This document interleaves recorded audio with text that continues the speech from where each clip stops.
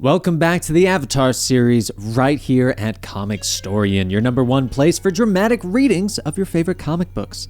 I'm Dan, and today we are going to be continuing Legend of Korra, Ruins of the Empire with Part 2. At Asami's airship, Team Avatar prepares for their separate journeys.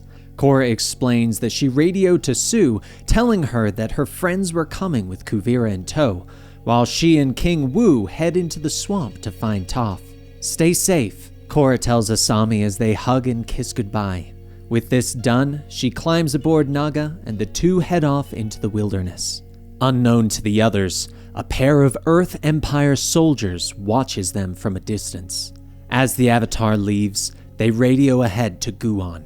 "It's time," the soldiers say. Inside the airship, Asami orders her pilots to take off when they are ready. She walks over to the imprisoned Kuvira, letting her know that Sue has a nice cell waiting for her. "Terrific!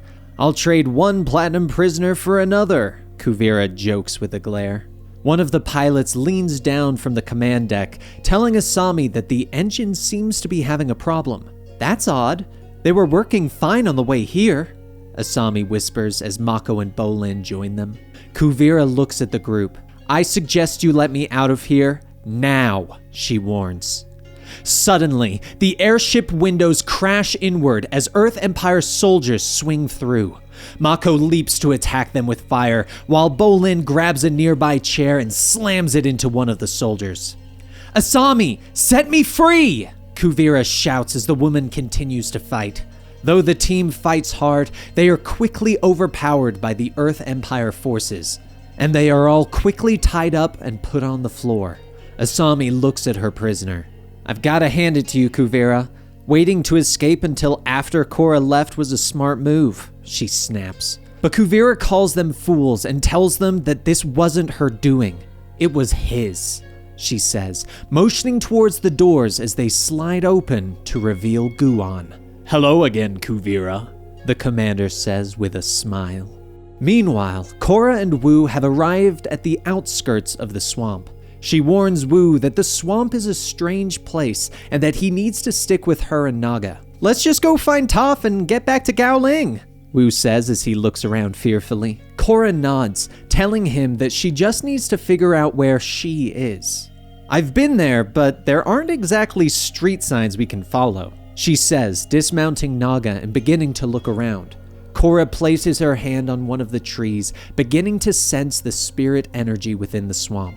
Needing to relieve himself, Wu dismounts and wanders slightly away. Finally, he comes back from around the tree, only to find the clearing empty. "The Avatar can't help you," a spooky voice calls to him from the shadows of the forest.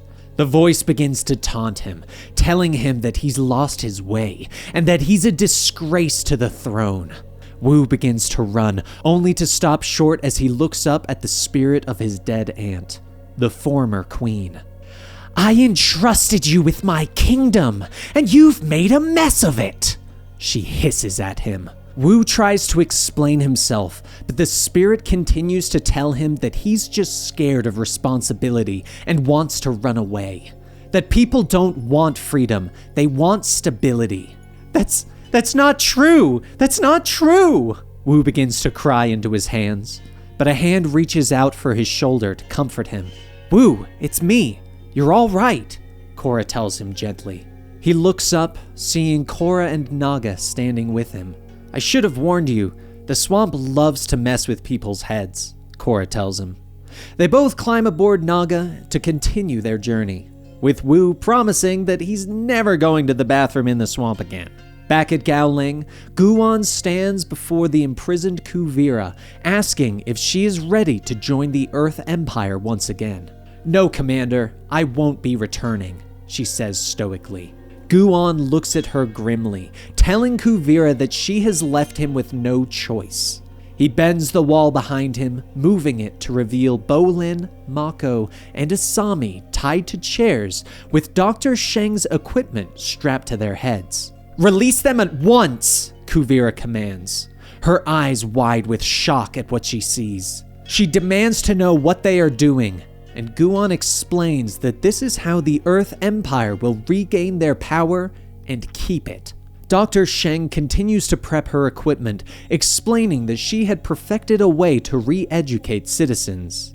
"You mean brainwashing," Kuvira hisses. Sheng explains that she perfected the method by combining the ways of the Dai Li and combining it with modern technology. "She learned how to control people's minds and make it stick," Guan says with a smile. Kuvira glares at them both. "I never authorized such inhumane experiments," she snaps. She tells them that she hoped the Earth Empire would be motivated by her strength and leadership, not by some machine. Kuvira turns, looking at the frightened Asami. "Asami, please, you have to know.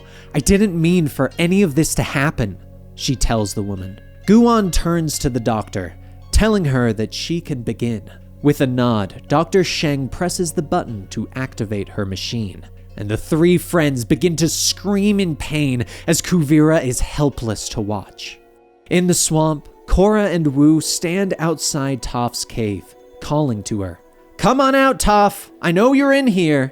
I'll wait as long as it takes," Korra yells.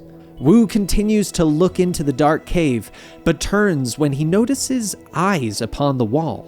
He screams in fear, but Korra just turns. "Aha! I knew it!" she yells as she points at Toph, who comes out of the wall. "Curse you and your avatar powers," Toph mutters. "Who's Spindleshanks over here?" Toph asks. Korra introduces the young man and explains the situation and why they've come. In her lab, Dr. Sheng's experiment is a success. Team Avatar is now completely loyal to Guan and sees Korra as their enemy. "Kuvira is next. Put her in the chair," Guan commands. Team Avatar unhook themselves and move to comply. But as Kuvira is released from her prison and about to be shackled, she moves her hands and kicks out against Mako. She ducks, smacking Bolin and Asami together. Guan orders her to stop, but the warrior easily blocks his attacks. "I may have surrendered to the Avatar, but I'm not about to surrender to you," she snaps. She brings the wall down on Guan and manages to seal the others inside. Moving through the camp, several of the soldiers try to stop her, but Kuvira leaps over them, slamming into the earth and knocking them away. As Kuvira escapes, Guan finally pulls himself free of the destroyed lab. He turns, ordering his men to search for the escaped prisoner. Several jeeps head out into the woods to find Kuvira, but one swerves off the main road, moving away from the group. When she is a safe distance away, Kuvira removes her helmet and breathes a sigh of relief. In the swamp, Korra finally asks Toph what she thinks about running for governor. Toph nods, saying that she'd love to put Guan in his place. "Is that a yes?" Korra asks hopefully. "It's a no," Toph tells them. She explains that Aang, Katara, and Sokka lived for the political game. "Me? I always saw the government as a giant pool of mud. Anyone who falls into it gets filthy. Count me out," she tells them. Korra tries to argue, but Toph explains that she hates being around people and wouldn't want to have to serve them as governor. Wu finally agrees that it was a mistake to come and begins to walk away, telling Korra that the swamp spirit was right. Suddenly, Korra gets a great idea and begins to whisper to King Wu. "What are you two whispering about over there?" Toph asks. Korra smiles, turning around and telling Toph that Wu saw a swamp vision, but I told him to ignore it, she says. Toph throws her hands up in shock. "What? That's terrible advice. The swamp is very wise," she says sharply. She grabs Wu by the hand and tells him to tell her everything. Wu explains that his aunt told him that people don't really want change, and that they would rather be safe and secure than do anything outside their comfort zone. "Didn't you once tell me the swamp would teach you what you need to learn if you're open to listen?" Korra asks Toph smugly. Did I say that?" Toph asks, turning away. Finally, she gives up. "I hate it when I'm right. Fine, I'll run for governor." She sighs. Wu shouts for joy and hugs Toph around the neck. "He's a hugger," Korra warns. "Yeah, I gathered that." Toph sighs. Back at Gowling, night has fallen and Kuvira continues to watch the camp from afar.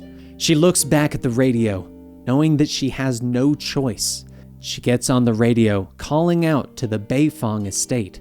Sue is shocked to hear Kuvira's voice, wanting to know why they never arrived. Sue begins to accuse Kuvira, but the young woman interrupts her and tries to explain.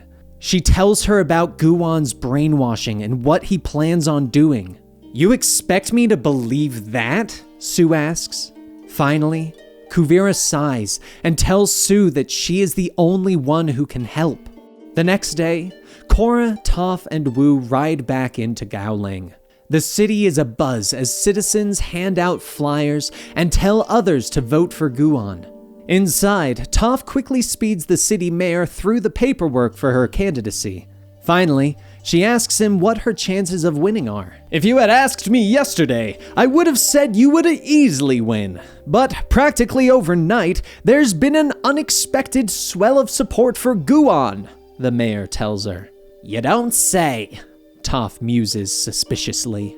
The trio head back out towards the airfield, hoping to find Asami's airship. But they are stopped on the road by Pabu, who immediately jumps on Korra's shoulder. Looking up the road, they see a cloud of dust as an Earth Empire jeep draws near. The soldier pulls short, telling Korra that they need to come with her. Kuvira removes her helmet, revealing her face. Korra becomes angry, fire sparking in her hands as she stalks forward and demands to know what happened to her friends. Kuvira tries to explain, but Korra doesn't listen. She launches her fire, making it swirl around the prisoner. Quickly, Kuvira tells Korra everything that has happened since she left. "Don't lie to me!" Korra shouts after hearing about the brainwashing. But Kuvira looks to Toph, who steps forward. "Yup, she's telling the truth," she says, turning back to Korra. Toph nods, explaining that she knew something was fishy about all the mindless Guwan supporters in the city. She explains that this is just like Long Feng, and that brainwashing is no joke. At the airfield, Commander Guwan watches with his binoculars. "I thought you said Korra was going to meet you back here this afternoon," he says, not bothering to look at his trio of brainwashed soldiers. "That was the plan, Commander," Bolin tells him. They are interrupted when the radio squawks, letting Guwan know that the Avatar had passed through town, but was met on the road by Kuvira. Hiding in the woods, Wu is upset that he has ruined everything. "It's pointless to blame yourself. You couldn't have known that this was going to happen," Kuvira tells the young king. But Wu stands up, knowing how he can make this right. "I can call off the election!" he shouts triumphantly. "Good idea. I didn't want to run in the first place." Toph agrees, raising her fist in solidarity. Wu nods, knowing that Guwan can't steal the election if there isn't one. "He has a point," Kuvira nods. Wu nods, beginning to make his way back to the road so he can go back to Gowling and call off the election. But Kuvira stops him, knowing that Guwan will capture him in town and brainwash him. Korra looks at the woman, asking what she suggests. "We can regroup in Jiaofu and get reinforcements there," Kuvira says. She points to the sky where an airship can be seen, explaining that she radioed to Sue, who agreed to come pick them up. The airship lands in the field, with the ramp lowering to reveal Sue, Opal, and their soldiers. "Hello, Kuvira," Sue says simply. "I appreciate you coming," Kuvira tells her with a smile. But Toph interrupts them as she feels rumbling in the earth. "Guwan and his cronies have found us. Let's skedaddle," she warns. As the group heads up the ramp, Opal comes running down. "It's good to see you, Grandma Toph," Opal says with a smile. "Too bad it's not under better circumstances," Toph says to her daughter and granddaughter. As the others board, Korra hesitates. "What are you waiting for?" Sue asks. But Korra turns back, refusing to leave her friends behind. Kuvira hesitates for a second before joining Korra. "Then I'll help you get them back," she says simply. Sue, Opal, and their soldiers walk down, also offering to help. "Stay here, Spindleshanks. This is going to get ugly," Toph says to King Wu as she joins them down the ramp. As Guon and his forces get closer, he turns to his brainwashed soldiers and orders them to bring him the Avatar. Korra and Opal both try to reason with their loved ones, but Kuvira shakes her head. It's pointless to reason with them, she says. Toph smiles, knowing she can take them all out, but Opal explains that they don't want to hurt them. Korra agrees, telling Sue and her men to wrap them up in cables once she and Opal steer Bolin, Mako, and Asami towards them. Toph starts to complain, but Korra tells her to be ready if the Earth Empire makes a move. Korra and Opal launch into an attack, dodging the trio's own attacks. Once the trio have been corralled together, Sue and her men launch their cables, wrapping them up. "You're not taking them anywhere," Guon shouts, snapping the cables with his own metal bending. He orders his mecha soldiers to move in, but Toph, Sue, and Kuvira slam their fists into the ground, creating pillars of earth that launch the mechs into the air. Bolin continues to launch attacks at Opal, who can't turn them all aside and gets smacked in the shoulder, and she falls to the ground, stunned. Watching from the airship is a frightened Wu. "This doesn't look good," he whispers. "King Wu, you're coming with us," a group of soldiers say as they walk up the ramp. Back on the ground, Korra continues to try and get through to Asami as she dodges her girlfriend's attacks. Finally, the earth bends to pin Asami to the ground. "Now for Mako and Bolin," she whispers as she turns away. But she sees that Toph, Sue, and Kuvira can't hold up against the combined attacks of the Earth Empire. Korra leaps in the way, blocking the fire with her airbending, as Sue orders everyone to get aboard the ship. "You too, Korra!" she shouts as she helps Toph up the ramp. But Korra turns, telling her that they still have King Wu, Mako, and Bolin. "We'll have to come back for them," Sue shouts. Still under attack, everyone boards the airship as it launches into the sky. Guon watches as it flies away. On board the ship, Korra apologizes as she locks Asami in Kuvira's former prison suit. "Don't pretend you care about me. You're the enemy," Asami snaps. "You don't know what you're saying, Asami. You don't mean it. Those are Guon's words, not yours," Korra tells her girlfriend sadly as she turns away. On the ship, Kuvira sits in silence, and Sue tells her sons not to restrain the woman, saying that she isn't a flight risk. Korra walks over to Kuvira, asking if she knows a way to reverse the brainwashing, and Kuvira nods. "I'm sure there is a way to reverse it, but I won't be able to figure it out on my own," she tells her as she looks out the window. "I'm going to need Batar Jr.'s help." Meanwhile, fear fills King Wu's eyes as one of Dr. Sheng's machines is fitted over his head. "You may begin, Doctor," Guon commands. And that is where we will be leaving off part 2 of Legend of Korra: Ruins of the Empire. I hope you guys enjoyed this video and have been enjoying this series. And if you have, please be sure to subscribe to the channel. Make sure to click that bell icon so you get notifications when new videos go live, and leave a comment down below. And don't forget, if you want to hang out with us over at Comicstorian, you can join us over on twitch.tv/Comicstorian every Thursday at roughly 2 p.m. Eastern with our comic book review show, our comics experiment, and our superhero D&D. Thank you guys so much, and I will see you next time for the conclusion of Legend of Korra: Ruins of the Empire.